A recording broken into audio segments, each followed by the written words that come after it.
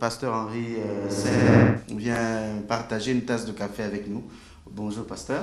Bonjour mon frère Salomon. Ça c'est un bon travail quand même que font les sages-femmes. Avant de revenir à vous et à ce que vous nous apportez comme bonne nouvelle ce matin.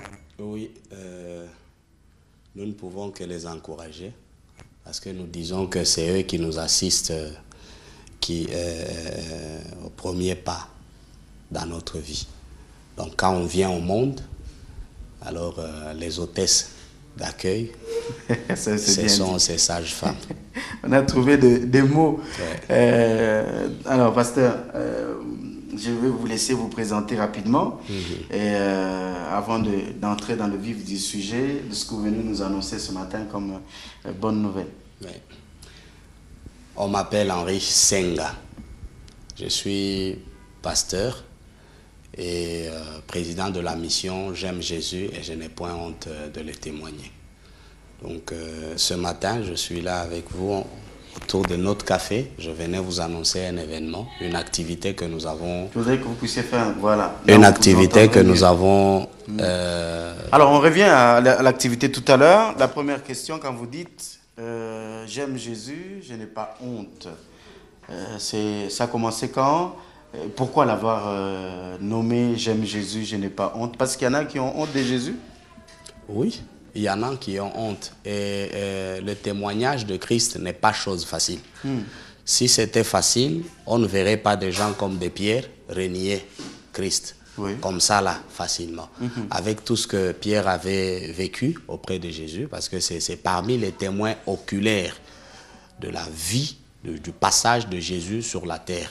C'est des gens qui sont aussi des témoins oculaires par rapport à tout ce que Jésus a opéré comme miracle sur la terre et tout ce qui avait trait à son identité de fils de Dieu et de Dieu homme. Alors si déjà, en ce temps-là, Pierre, qui venait d'avoir une prophétie, il y a quelques minutes seulement, il y a quelques heures seulement, lorsque Jésus était en train de lui dire, Pierre, là où je vais, personne ne me suivra. Et Pierre a dit, non, moi, comme je t'aime plus que tout le monde, je pense que je serai toujours avec toi, je serai toujours à tes côtés. Et Pierre, devant une femme, Pierre qui avait sorti son épée pour arracher une oreille à un militaire, devant une troupe armée, expérimentée, Pierre qui avait autant de zèle, autant de courage et autant de vigueur, mais devant une femme qui ne lui a posé qu'une seule question. Toi aussi, tu étais avec Jésus. Il a dit non. Il a dit non, je ne connais pas cet homme. Ah, il avait même juré. Alors, je me dis, ce ne sont pas des exercices faciles. Tout le monde peut opérer des miracles, tout le monde peut ressusciter les morts, tout le monde peut prêcher, tout le monde peut prier, mais témoigner de Jésus, c'est encore une autre dimension qui n'est pas donnée à tout le monde. Et c'est même d'ailleurs pour ça que Jésus lui-même nous avait donné le Saint-Esprit pour pouvoir nous appuyer dans cette mission-là.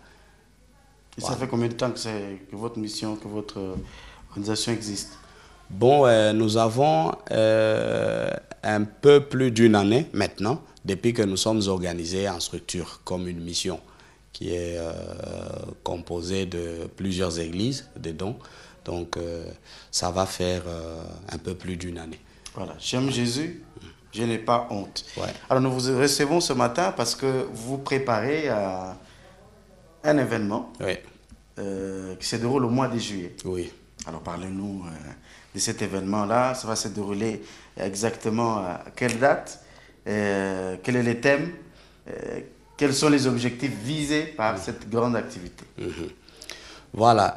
Nous, à J'aime Jésus, nous avons un seul thème principal. Et ce thème, c'est de Jérusalem aux extrémités de la terre. Ça veut dire, nous avons tiré notre vision du livre des Actes des Apôtres au chapitre 1er, au 8e verset, où Jésus a dit, vous recevrez une puissance, lorsque le Saint-Esprit surviendra sur vous, c'est alors que vous serez mes témoins. Il a dit, vous allez commencer premièrement à Jérusalem, en passant par la Judée, par toute la Samarie, jusqu'aux extrémités de la terre. Et c'était ça, la mission principale de l'Église. Alors, ce que nous sommes en train de faire aujourd'hui, c'est témoigner Christ. Comme on le dit, on est à Kinshasa, on doit commencer à Jérusalem, on doit commencer là où l'on est.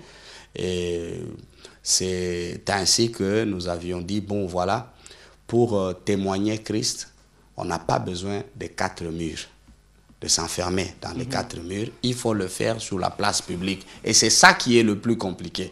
La plupart des chrétiens qui sont responsables dans des entreprises, dans des institutions, à gauche, à droite, ils ont du mal à pouvoir parler de Jésus lorsqu'ils sont en dehors de leurs églises ou de leur famille.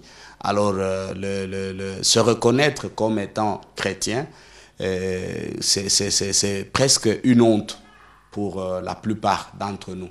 Vous les verrez dans des salles de fête, dans des veillées mortuaires. Il est difficile que vous puissiez dire « Alléluia » et qu'un chrétien dise « Amen ». Il est difficile à l'écoute d'un cantique religieux qu'un chrétien se lève pour commencer à louer Dieu. Et très souvent, même dans nos veillées mortuaires, ce sont les gens que nous appelons entre guillemets voyous qui n'ont pas honte de témoigner de Jésus jusqu'à cette dimension-là, donc en public. Et nous aussi, notre façon de pouvoir témoigner Christ, c'est de pouvoir aller vers le monde, vers les brebis égarées d'Israël, aller parler de Jésus, dire qui il est pour nous et pour l'humanité, dire qui il est plus particulièrement pour le Congo. Alors, c'est dans ce sens-là, dans ce cadre-là que nous avons projeté une croisade qui était initialement prévue pour le stade des Martyrs. Mais comme tous nos stades sont fermés pour raison des travaux, les autorités urbaines nous ont permis de pouvoir nous produire en face, donc sur l'espace triomphal. Voilà, c'est à peu près ça. D'accord. Ben, on va revenir sur les objectifs de cet événement qui va avoir lieu en 2 jours, au mois de juillet. Au mois de juillet, on aimerait le déjà 18 donner et le envie, 19. Voilà, 19 juillet. On poursuit quel objectif? Parce que là, on est en train de parler des témoignages, on aime Jésus, tout ça. C'est ça le thème principal, c'est l'objectif poursuivi par cet événement? Oui, l'objectif poursuivi, c'est de pouvoir témoigner Christ en public, comme je l'ai dit, sans complexe, dire que je me reconnais de Jésus. Parce que bon, ça, c'est le grand emballage, enveloppe que nous avons, qui peut avoir d'autres contenus en son sein. Et nous disons par exemple que lorsque vous regardez notre pays, la RDC, vous vous dites qu'il est majoritairement chrétien. Je me réserve d'avancer un chiffre en termes de pourcentage, mais je me dis, il est majoritairement chrétien. On peut même dire 80%. En tout cas, à peu près, oui, il est chrétien. Alors, mais nous sommes quand même laïcs, il faut le reconnaître. Même si on était laïcs, ça c'est une vérité incontestable, c'est une évidence. Les Congolais sont majoritairement chrétiens. Mais lorsque vous regardez l'impact de la vie chrétienne, de la foi chrétienne sur l'ensemble de la nation congolaise, c'est là que vous vous disiez qu'il y a un contraste. Un pays qui devait normalement avoir des hommes sages, des hommes convertis, des gens qui craignent Dieu, autant de serviteurs, autant d'hommes de Dieu, autant de chantres pour Christ, ainsi de suite, autant de miracles qu'on opère au Congo, devait être un pays très, très, très, très, très spécial sur la terre. Oui, très stable. Je ne voudrais pas entrer dans certains petits détails, mais je me dis, il devait être normalement un pays qui donnerait envie à tout le monde d'appartenir à Jésus. Mais aujourd'hui, quand vous regardez sur tous les plans, sur le plan économique, sur le plan politique, sur le plan culturel, sur tous les plans de la vie nationale, des différents secteurs de la vie nationale, vous sentez que c'est comme si l'Église n'existait pas. C'est comme si vous voyez même dans le domaine du mariage, 3/4 des mariages qui se font ici à Kinshasa et en RDC sont des mariages, entre guillemets, chrétiens. Mais bon, vous voyez leur impact. Qu'est-ce que cela donne? Donc, pour nous, c'est une espèce d'interpellation. Nous nous sommes dit, la Bible dit, heureux la nation dont l'Éternel est Dieu, sur laquelle le nom de l'Éternel est invoqué. Alors, le Congo devait être logiquement heureux. Mais est-ce que pouvons-nous dire aujourd'hui qu'il est heureux, ce Congo qui est majoritairement chrétien? Si je peux me passer du pourcentage que vous venez de donner, je me dis, ça laisse à pouvoir. Alors, mais ça donne déjà lieu à beaucoup de questions, pasteur. Est-ce que vous ne donnez pas raison à ceux qui pensent que, comme vous le dites, en vous appuyant sur ces statistiques d'un pays majoritairement chrétien, on peut pas, est-ce que cela ne peut pas nous pousser à dire, comme certains, que ce sont les chrétiens qui bloquent le développement de ce pays alors? Bon, je dirais oui et non. Oui, dans la mesure où les chrétiens eux-mêmes s'ignorent. Ils ne savent pas ce qu'ils sont en réalité et ce qu'ils représentent. Parce que j'ai vu des rois, des monarques de l'époque qui s'appuyaient sur des prophètes, sur des hommes de Dieu. Comment ils dirigeaient la nation. À chaque fois qu'il y avait des crises, à chaque fois que ça n'allait pas, à chaque fois qu'il y avait un secteur qui souffrait d'un mal donné, et on faisait recours aux hommes de Dieu qui imploraient la grâce de l'Éternel, quel que soit le péché qui couvrait le pays, mais ils imploraient la faveur de Dieu sur le pays et Dieu agissait.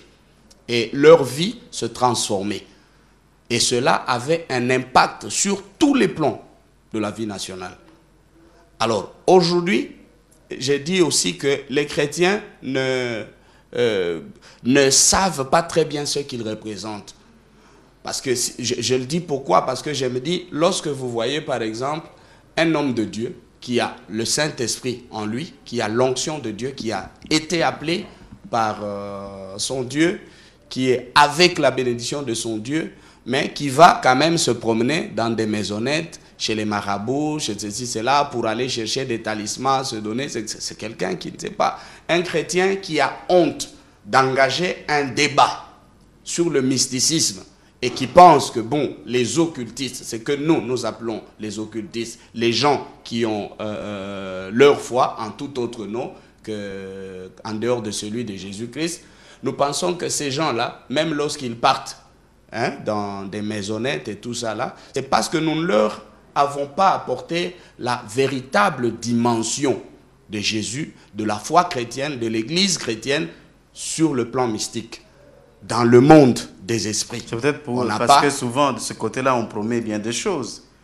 Que chez les chrétiens, lorsqu'on arrive, il faut commencer par beaucoup demander à Dieu. C'est un peu ça, c'est ça l'impression que nous avons donnée. Au fait, c'est de notre faute. C'est de notre faute. Dieu nous a tout donné. Vous savez que Dieu nous a même donné le pouvoir de pardonner les péchés aux hommes. Il dit, ceux à qui vous pardonnerez les péchés leur seront pardonnés, même au ciel.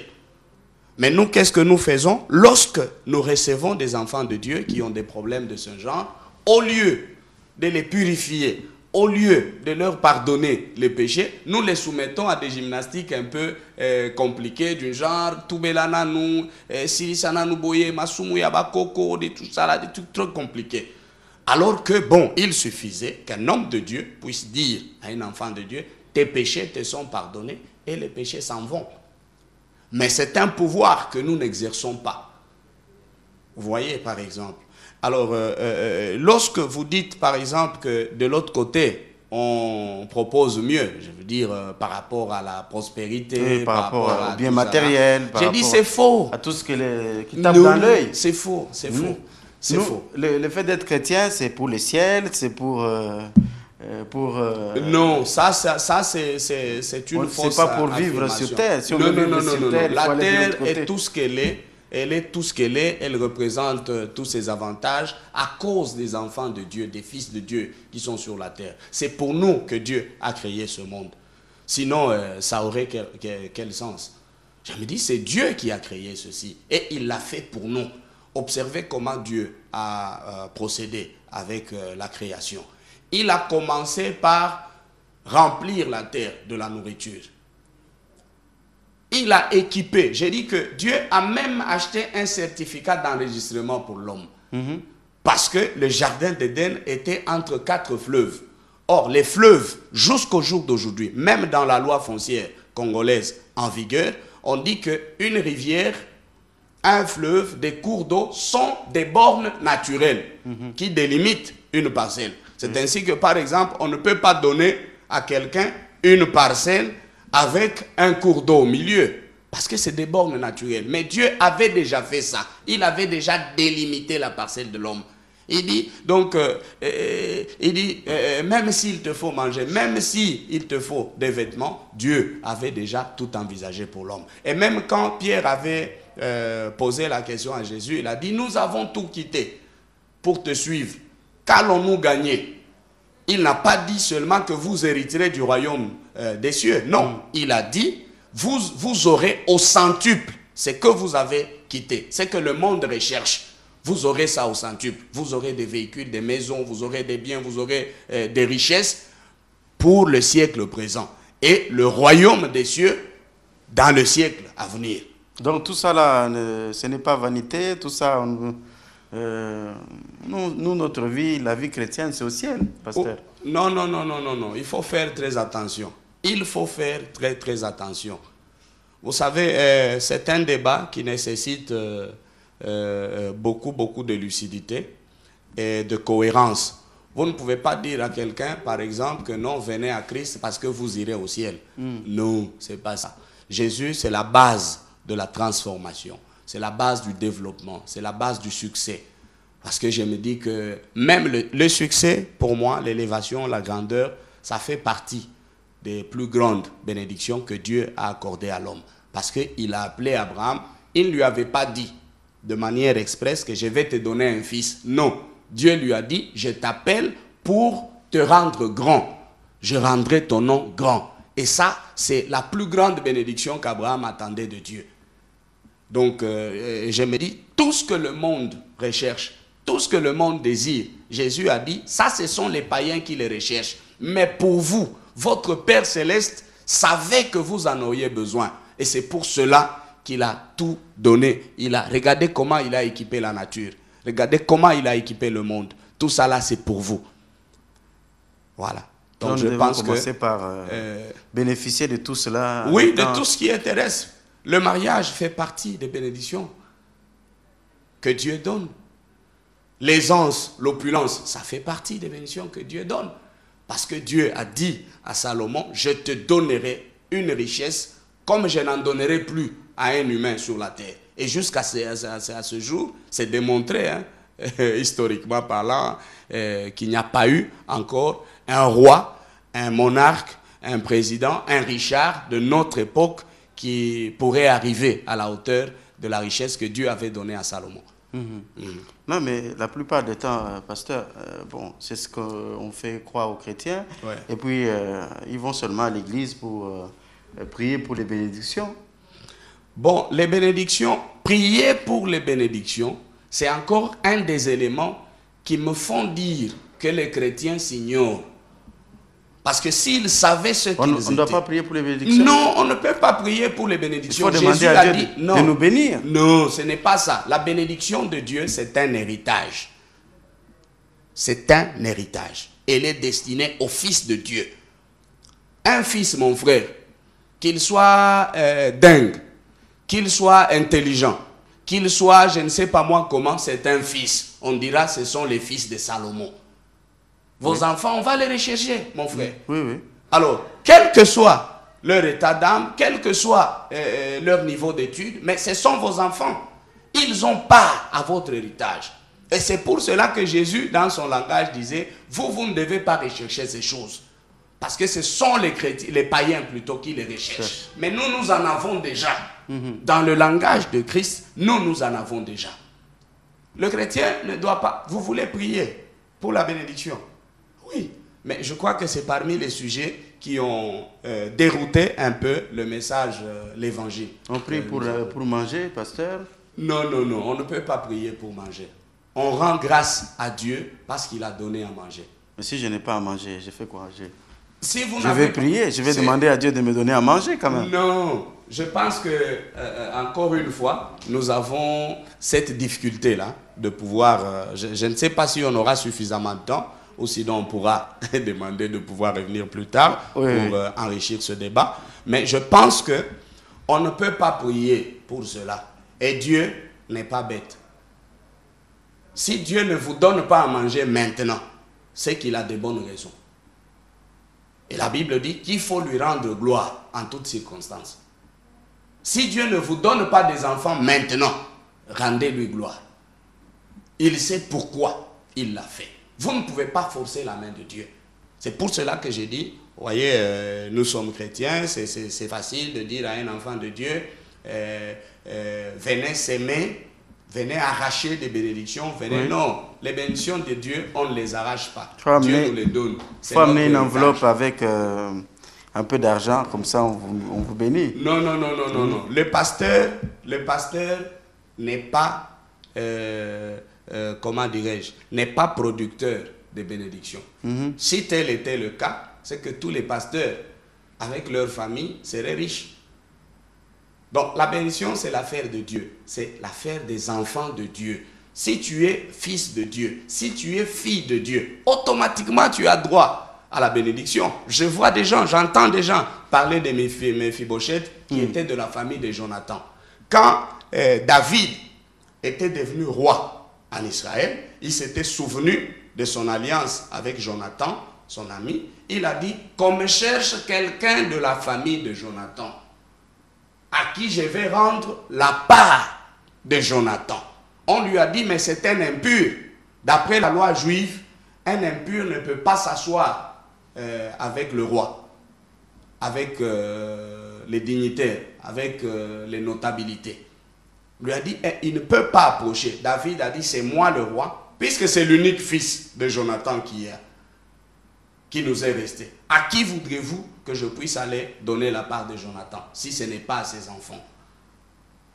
Donc, quand on est fils de Dieu, mon frère, qu'on le veuille ou pas, on a droit à la bénédiction. Ça, c'est d'office. Donc, elle vient automatiquement. Elle vient automatiquement. Il ne faut même pas la demander. Non, on n'a pas besoin. Il ne faut même pas prier pour manger. Non, parce que la bénédiction... Même pas pour aller demander le mariage à l'église. La bénédiction est déjà là, mon frère.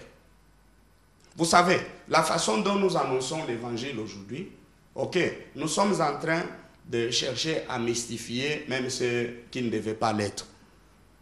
Même Jésus avait posé la question aux pharisiens. Comment vous pouvez prétendre interpréter les signes qui se passent au niveau des astres dans des lieux très élevés au moment où vous ne comprenez pas encore des choses qui sont terre à terre, simples, qui sont sur la terre? Maintenant, aujourd'hui, pour qu'on parle de moi, pour qu'on dise que je suis pasteur, j'ai de l'onction, j'ai de tout cela, il va falloir que je puisse prier pour vous, que vous puissiez concevoir, que vous puissiez avoir un mariage, que vous puissiez guérir et tout ça. Là. Non, j'ai dit, c'est comme si on était en train d'imprimer un nouveau mode de vie. Alors que tout ça là, c'est ce que Dieu nous avait déjà donné. La longévité fait partie des bénédictions que Dieu a données à ses fils. Depuis que Dieu avait donné cela à Abraham et à toute sa postérité, jusqu'à ce jour. J'ai dit, quand vous avez, par exemple, David, Dieu lui dit, je te donne le trône d'Israël. Le trône d'Israël va loger éternellement dans ta maison. Même quand Jésus est venu, lorsqu'il voulait s'asseoir sur le trône d'Israël, ok, il lui a fallu une identité. On devait parler de David dans le fond pour que Dieu puisse reconnaître et qu'il se dise, oui, c'est le trône de David. On a appelé Jésus le rejeton de David. Oui. Il était descendant de David. Et c'est à ce titre-là qu'il a hérité du trône éternel que Dieu avait donné à David ici sur terre. Et au ciel, c'est Jésus qui le conserve comme fils de David. C'est important. C'est parmi les raisons qui ont fait que Jésus puisse venir sur la terre pour hériter de ce trône-là. Parce que ce trône, Dieu l'avait déjà confié à quelqu'un d'autre. Et ce Dieu l'a dit, mes paroles ne sont pas réfutables. Vous ne pouvez pas, elles ne sont pas révocables. Vous ne pouvez pas révoquer la parole de Dieu. Lorsqu'elle est prononcée, elle demeure. Même lui-même, lorsqu'il veut la contourner, en tout cas, il ne va que dans le sens de la parole elle-même pour pouvoir la compléter. Voilà, c'est bien clair. Le pasteur dit, pour avoir les bénédictions, il ne faut pas tourmenter Dieu. Il a déjà tout réglé. Ça, c'est fait. Il suffit d'être Ça, seulement... c'est fait. Il a dit, demandez-moi. Il suffit d'être fils de... Demandez-moi. Vous Oui. faites Matthieu 7,7 pour demander. C'est quoi qu'on demande? C'est pour ça que j'ai Demandez, on va vous donner. C'est quoi qu'on demande? Oui. Pas à manger, pas, non. pas la voiture parce que je suis à pied. Il ne faut pas demander ce que Dieu nous a déjà donné. Et c'est ça le problème. Lorsque, même sur le plan mystique, les chrétiens paraissent comme inférieurs, c'est lorsque nous présentons des choses terre à terre, nous voulons dire, présenter Christ comme quelqu'un qui peut, pour le pain, pour tout ça. Non.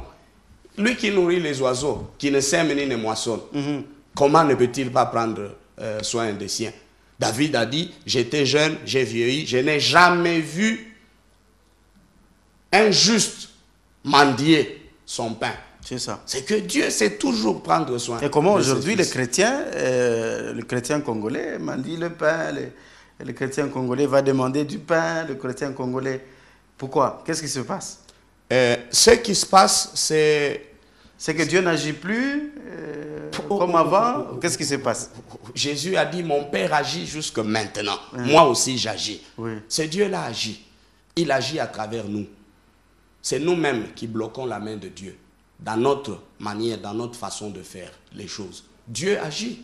Il y a combien de témoignages? Allez, Dieu agit. Même ce matin, même maintenant, j'ai encore la possibilité de démontrer que notre Dieu agit.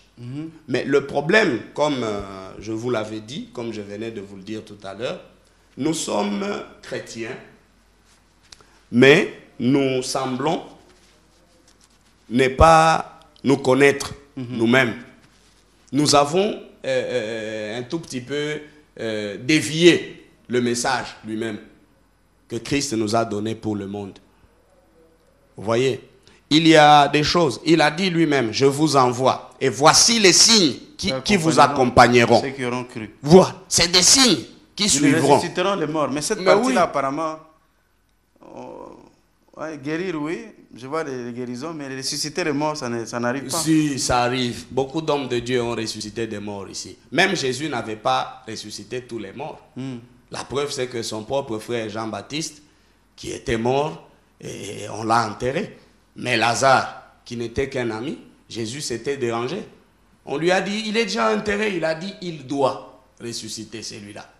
Il a fait revenir Lazare à la vie, mais pas Jean-Baptiste. Pourquoi? Parce que même, c'est pour ça que j'ai dit, il y a beaucoup de choses. Je ne pense pas que nous puissions avoir suffisamment de temps. Je crois qu'aujourd'hui, pour pouvoir tout développer. On a suffisamment planté le décor par rapport à cet événement. Ouais. On vous aura peut-être prochainement pour apporter d'autres éléments. Ouais. Je rappelle que le pasteur Henri Senga est président de la mission J'aime Jésus et je n'ai pas honte de les témoigner, c'est ça? Il venait nous faire part d'une organisation, d'un événement. Ce sera au mois de juillet prochain, 18-19, sur le boulevard Triomphal. On va vous laisser peut-être donner votre mot de la fin pour aujourd'hui. C'est vrai que les questions me brûlent les lèvres. Je vais les garder pour une prochaine occasion. Un petit mot de la fin, peut-être les coordonnées pour ceux qui aimeraient entrer en profondeur ou peut-être creuser encore pour... peut-être apporter des éléments ou peut-être vous poser certains problèmes par rapport à tout ce que nous avons évoqué ici. Je crois que par rapport à ce que je venais de dire tout à l'heure, j'ai besoin de la main d'association de toute l'Église, corps du Christ. Je demande aux hommes de Dieu de pouvoir faire... très attention par rapport à notre mission primordiale, qui est celui de témoigner Christ, qui est celui d'évangéliser l'humanité. De voir aujourd'hui ce que nous étions en train d'appeler occultistes, c'est eux qui sont même sur Triomphal, qui sont sur la place Victoire, qui sont partout aujourd'hui. Ils élèvent aussi des banderoles. Ils ont aussi des panneaux publicitaires. Ils ont à la télé. Vous voyez comment ils font. Nous devons aussi contre-attaquer. Parce que c'est le monde des ténèbres qui se lève. Et lorsqu'il se lève comme cela, c'est plus contre les enfants de Dieu. C'est en vue de pouvoir étouffer le royaume de Dieu. Même s'ils savent que cette entreprise est vouée à l'échec à l'avance, mais bon, ils tentent, ils essayent. Donc que nous puissions nous lever, les hommes de Dieu, les enfants de Dieu, et voir en face, nous regarder, faire une autocritique en interne et savoir ce qui ne va pas chez nous. Je pense que ce que j'étais en train de dire tantôt n'était pas pour faire voir au monde que j'étais spécial, non, mais j'ai dit c'est une interpellation, ça peut venir de moi parce qu'à chaque époque, Dieu suscite un prophète pour une période donnée. Aujourd'hui, ça peut être moi, demain c'est quelqu'un d'autre, hier c'était quelqu'un d'autre aussi.